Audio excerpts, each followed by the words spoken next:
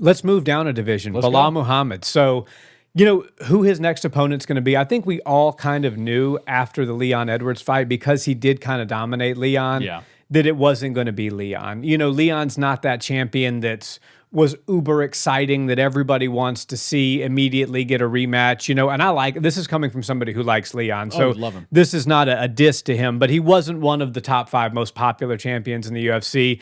He certainly wasn't at the top of the list when it comes to activity and defending his belt. Right. So I think the UFC is going to make Leon Edwards fight at least one more fight before putting him back into a title shot. Now, had the first fight been a victory for Leon and it was a 1-1, that would be a different story, but it ended in that eye poke and the weird no contest, and then Belal came back and kind of dominated him. So really, we're sitting with 2 names, and these 2 names keep coming up to me over and over again on social media and various articles in the MMA sphere and stuff, and it's Kamaru Usman and Shavkat Rakhmonov. Right. Now, for me, Shavkat Rakhmonov is the clear-cut guy. Yeah, clear as day. Undefeated, 100% finish rate.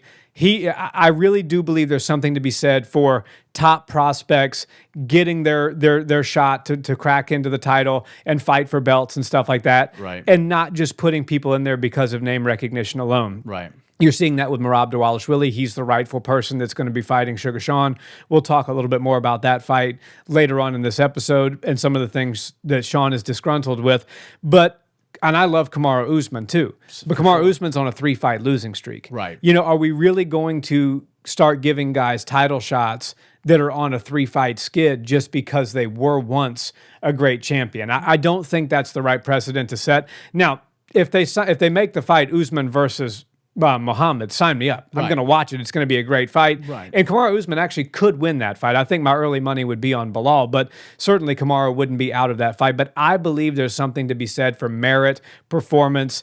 And look, Dana White said himself, when you come out and you fight in the UFC, fight to win, fight to finish, make your fights exciting. Yes. And now's the time that, like, you have a fighter who has done nothing but that. He's 100% followed your game plan. Never has somebody stepped into the cage with him and made it to the end of 3 rounds or made it to the end of 5 rounds. 18 pro fights, 18 wins, 18 finishes. So, you know, I think the UFC needs to make good on their word. Hey, we're going to fast track guys that have exciting finishing styles.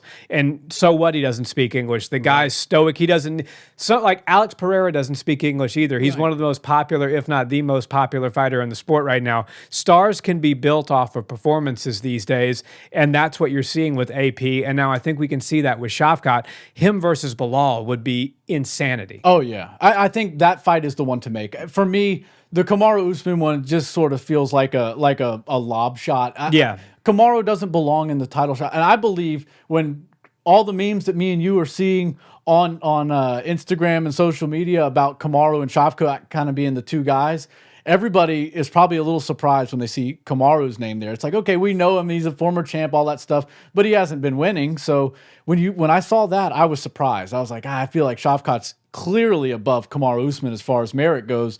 But I bet you Kamaru was equally as surprised when he started to realize, hey, I might have another title shot in me, and I might not have to do any winning to get it. So for Kamaru, I love Kamaru. I would love to see him get more title fights, but in some ways, I'm a little bit of a purist. And unless you have some sort of crazy star power like a Conor McGregor or an Israel Adesanya, I find it really hard to make a case to insert you back into a title fight off of losses, especially 3 in a row.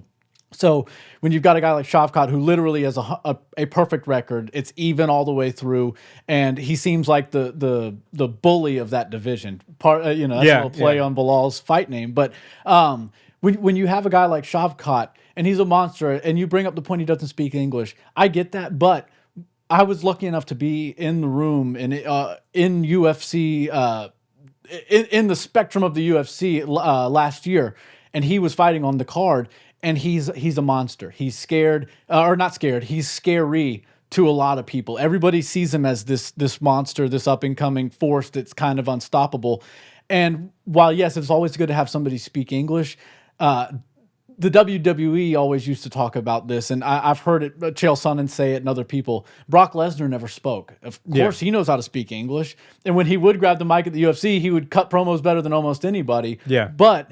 Vince McMahon's whole mantra with Brock Lesnar is monsters don't speak. They don't have to speak. They're just their presence enough. Think of Bane from Batman. He says very little. Yeah, 5 or 10 words per 30 minutes, and that's all you get out of that guy. But I think Shavkat's that sort of way. Of course, he can speak to his people in his language, and he'll learn a little bit of English here and there, but he's a monster. He doesn't really need to talk that much. I think he does most of his work in the octagon with his hands and his feet. So I think that's clearly the option I would go with. Now, one other thing I'll throw at you that might put a wrench into those plans, because I think Kamaru still does have a shot at getting this title shot, is, as far as I know, Ali Abdelaziz manages Kamaru Usman, and he also manages Belal Muhammad. Yeah. And there's very few managers in the game that actually know what they're doing. They're the smartest guy in the room when they're in a meeting. And can pull weight. And can pull serious weight.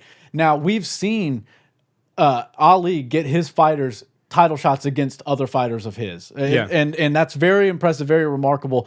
But I think if Belal and Ali say, hey, let's do Kamaru as the first one, and Kamaru signs on it, of course he will, they'll have it won't be like a non-friendly thing. I think they'll have a friendly respect for each other, and they'll go out and see who the better man is. But that's the only way I would see them not giving it to Shavkat first and them going with Kamaru Usman. If the champion wants it, if the manager of both of the fighters want it, I could see that being the move. Also, Kamaru Usman, he's not the biggest star in the world, but he is a name a lot of people know, and his days of title shots are closing very quickly. I thought they were closed already, but they're closing quickly even if he does get another one.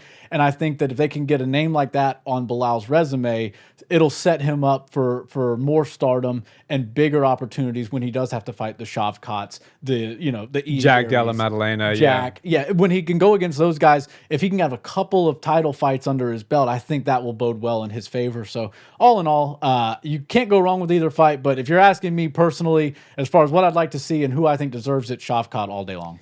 No, that's a really good point about Ali. I hadn't really considered that, but he does tend to have his pull and have his way in certain scenarios. And so think of Justin and Khabib. Yeah, no, it's actually a great point. So something to consider there. And when you're looking at the landscape and the merit, Shavkat gets it all day long, but he has that one X factor, ace in the hole, as it were.